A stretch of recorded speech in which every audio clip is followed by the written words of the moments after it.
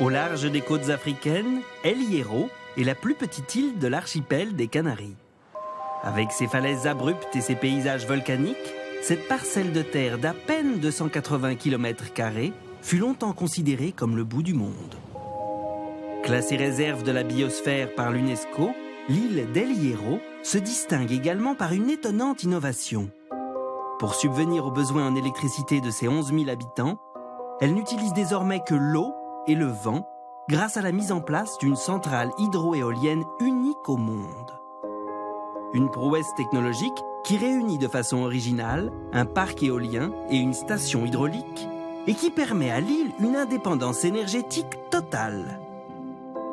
El Hierro est ainsi devenu une référence mondiale dans le développement durable, un véritable laboratoire à ciel ouvert qui pourrait servir de modèle pour toutes les îles de la planète où vivent plus de 600 millions de personnes.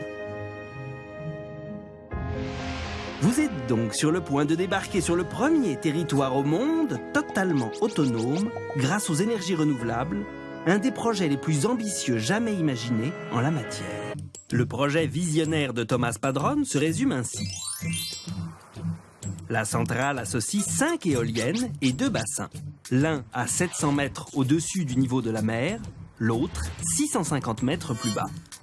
L'objectif du parc éolien, d'une puissance de 11,5 MW, est de couvrir la demande des usines de dessalement d'eau de mer et celle des habitants de l'île.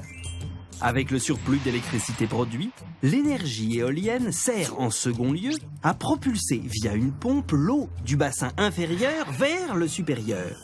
Et quand le vent tombe, on relâche l'eau du bassin supérieur vers le bassin inférieur. Lors de sa chute, l'eau actionne des turbines de la station hydraulique qui prend alors le relais dans la production d'électricité. Le système fonctionne ainsi en circuit fermé, jour et nuit.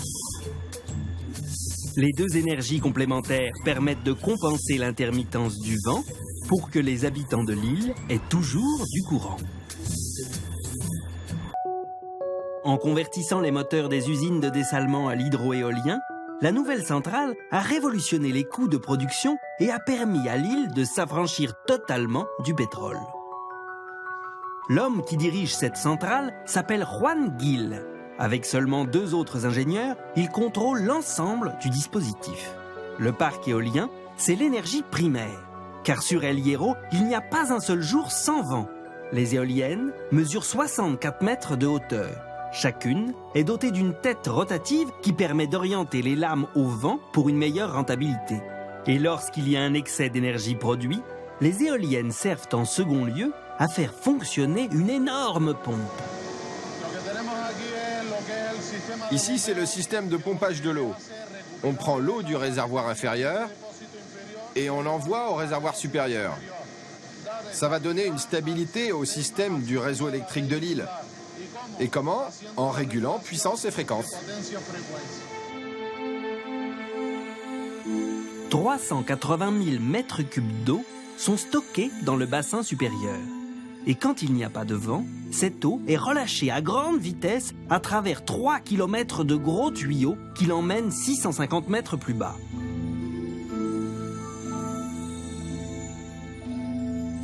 En arrivant en bas, l'eau vient actionner 4 turbines qui convertissent cette puissance mécanique en courant électrique. Au total, la puissance fournie est de 11,3 MW, soit presque l'équivalent de l'énergie produite par les 5 éoliennes. Ce système, très performant, permet de passer de l'énergie éolienne à l'énergie hydraulique sans interruption. Après avoir actionné les turbines, l'eau est relâchée dans le bassin inférieur. Toute cette eau qui est passée dans la turbine est stockée ici. Puis elle passe par la station de pompage pour être envoyée dans le réservoir supérieur. C'est comme un circuit fermé d'énergie avec de l'eau.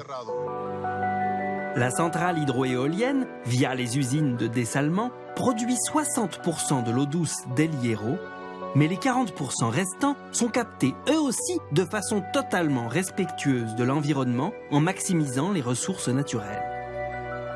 Car 40% de l'eau douce d'El Hierro est recueillie au sommet des montagnes et sous la terre. Alors comment?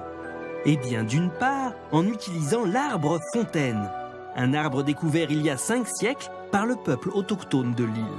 Un arbre de la famille des lauriers ayant la propriété miraculeuse de capter l'eau présente dans le brouillard.